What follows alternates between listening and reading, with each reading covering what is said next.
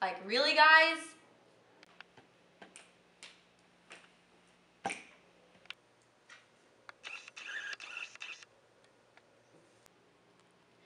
Okay, so today we're going to go over Chapter 5.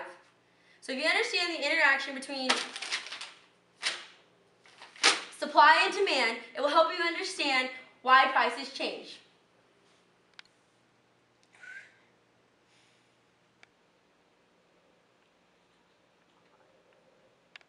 Understanding why prices change will help you become a better consumer and producer.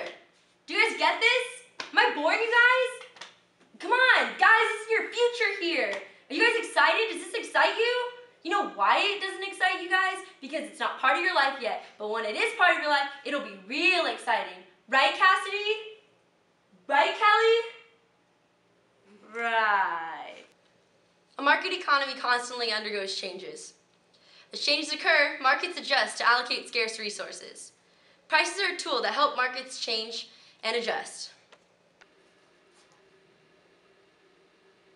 Isn't this easy, guys? Come on, this is easy. This is so easy, a child could do it. A child! Right.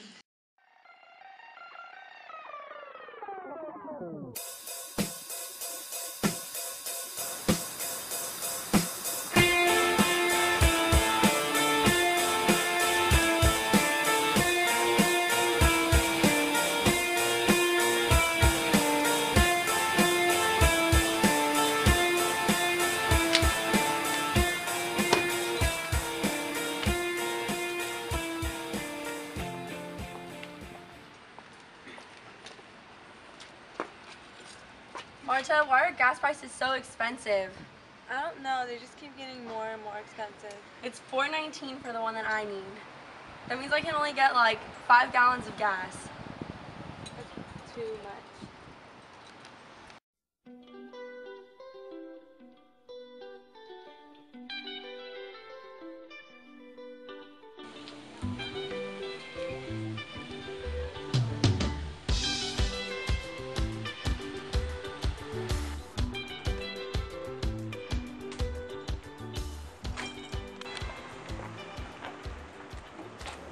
Wow, only $3.99? Prices have lowered. Oh my gosh, that's so good. I'm getting the full tank today.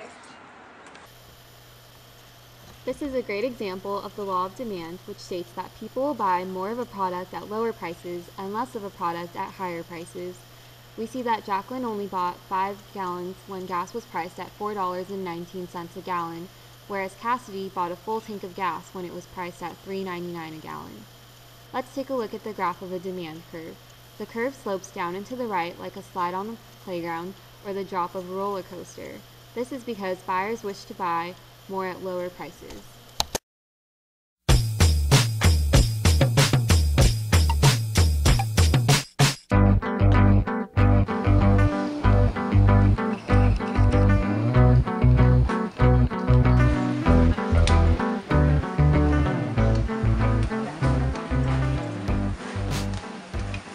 What kind of cereal do you want?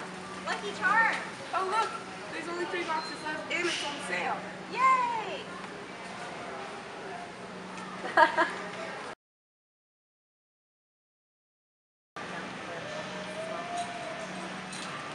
cereal do you want today? I want Lucky Charms! Look how much there are. We can buy like all of them. Oh, that price is way too high. We're only going to be able to get one. Okay. This is a great example of the law of supply, which states that companies want to supply more of a product at higher prices and less of a product at lower prices. When Lucky Charms were priced at $1.99 per box, there were only 3 boxes on the shelf. However, when the price of Lucky Charms went up to $4.49 per box, the shelves were completely stocked. But because of the law of demand, Jacqueline only bought 1 box at the higher price. Let's take a look at the graph of a supply curve. The curve slopes up and to the right like a banana. This is because sellers want to produce more at higher prices. Ready? Hey Kelly, what are you studying? I'm learning about the market clearing price. Oh cool, isn't that what Mr. Caldy was talking about the other day? Oh, I said yeah, really.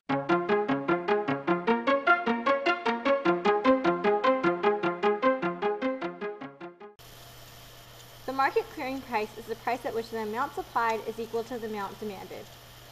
For example, let's take a look at this graph. We see the supply curve sloping up and to the right and the demand curve sloping down and to the right. The place at which the two curves intersect is the market clearing price. You'll notice that the sellers wish to sell as much as the buyers wish to buy at the market clearing price. This is the only point where the market clears or balances. But does this mean everyone is happy? Unfortunately not. Not everyone can be satisfied.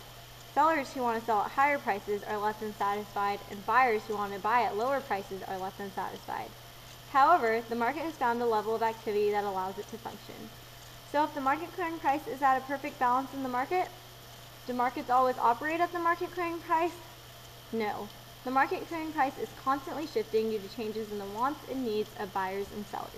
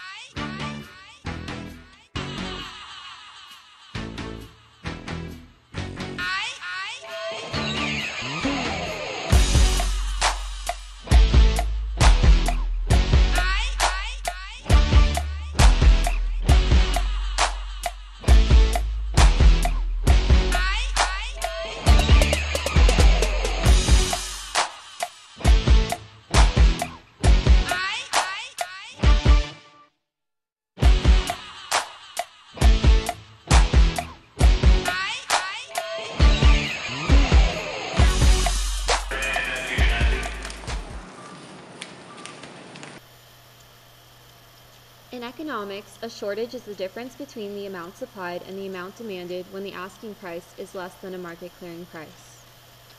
When a shortage occurs, buyers compete more intensely to buy a product, as Marta and Cassidy do. When buyers compete more intensely, the price of a product is pushed higher toward the market clearing price. Let's take a look at the graph. We have our supply curve sloping up and to the right and our demand curve sloping down and to the right. The difference between the supply and demand is the shortage, meaning that there is much less of a product than there is a demand for it.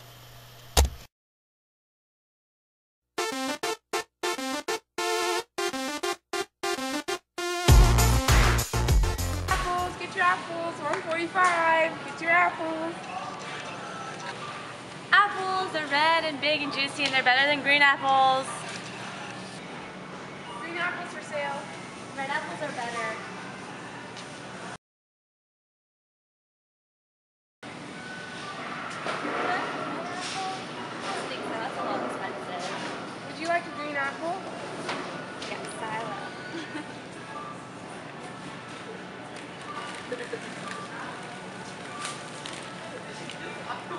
Thank you.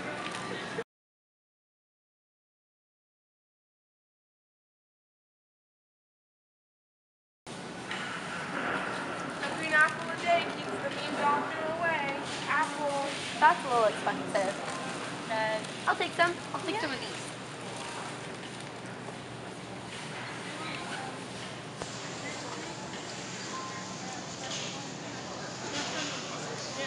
Thank you. And here are your red apples. Yes. $1 apple for sale. Would you like some? Yay! Enjoy your apple. Have fun with your apple. In economics, a surplus is the difference between the amount supplied and the amount demanded when the asking price is greater than a market clearing price. When a surplus occurs, sellers compete by lowering prices until they find an appropriate market clearing price, as we saw Marta and Cassidy do earlier. Let's take a look at the graph. We have our supply curve sloping up and to the right, and our demand curve sloping down and to the right. The difference between the supply and demand is the surplus, meaning that there is much more product than there is demand for it.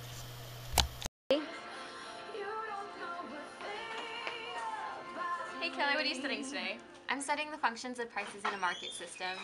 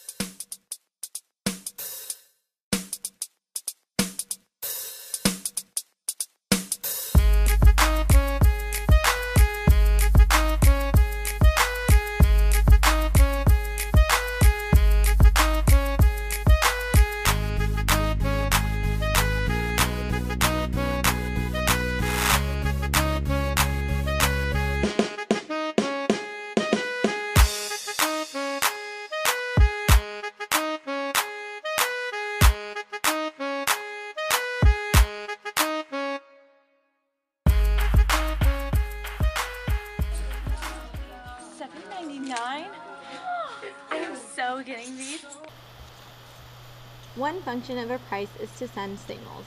A high market price is a go signal for sellers and a stop signal for buyers. A low market price is a stop signal for sellers and a go signal for buyers. For example, Marta purchased her pants at Goodwill because the price was lower than at Jeans Plus.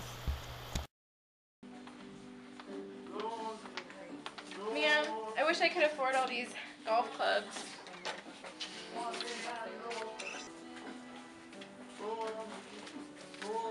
Wow, these are some mighty fine golf clubs. I'll take these.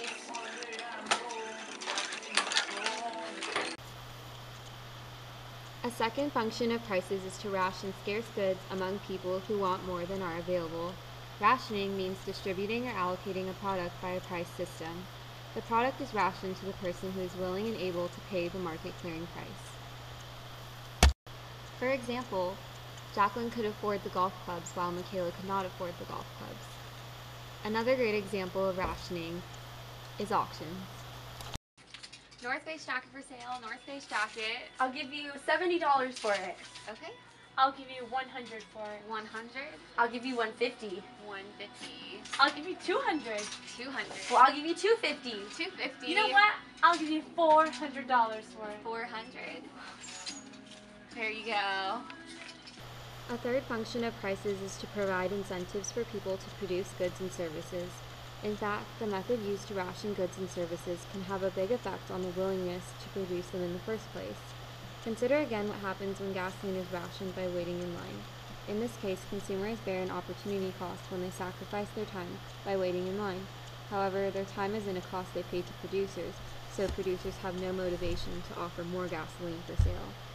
In contrast, when market clearing prices are determined by the rationing method, consumers still pay an opportunity cost for the gasoline, but the cost is a monetary cost, not a time cost. By paying money to producers, consumers provide the necessary motivation to producers to increase gasoline.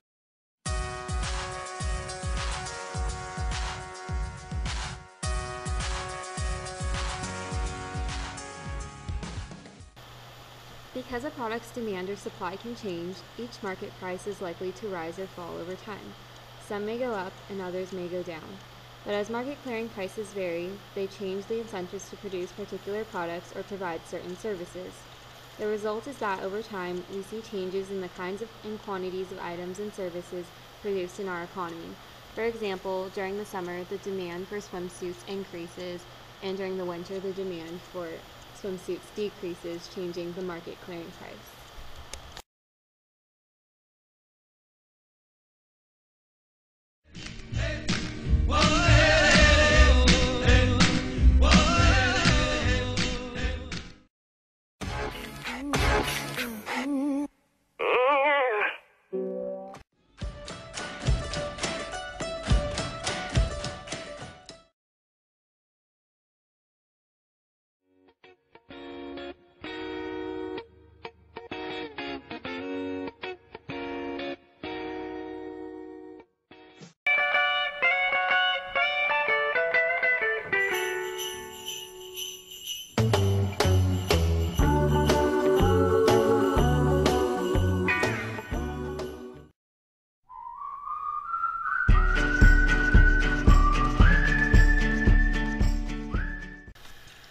So, what have we learned? The law of demand states that people want to buy more of a product at lower prices and less of a product at higher prices. Thus, a demand curve slopes down to the right. The law of supply states that companies want to supply more of a product at higher prices and less of a product at lower prices, thus producing a supply curve that slopes up and to the right. The market clearing price is the price at which the amount supplied is equal to the amount demanded. This is the only price that balances the market. A shortage is the difference between the amount supplied and the amount demanded when the asking price is less than the market clearing price. A surplus is the difference between the amount supplied and the amount demanded when the asking price is greater than the market clearing price. Prices serve three main purposes. They send signals, ration, and motivate buyers and sellers. As seasons and trends change, supply and demand curves shifts and change the market clearing price.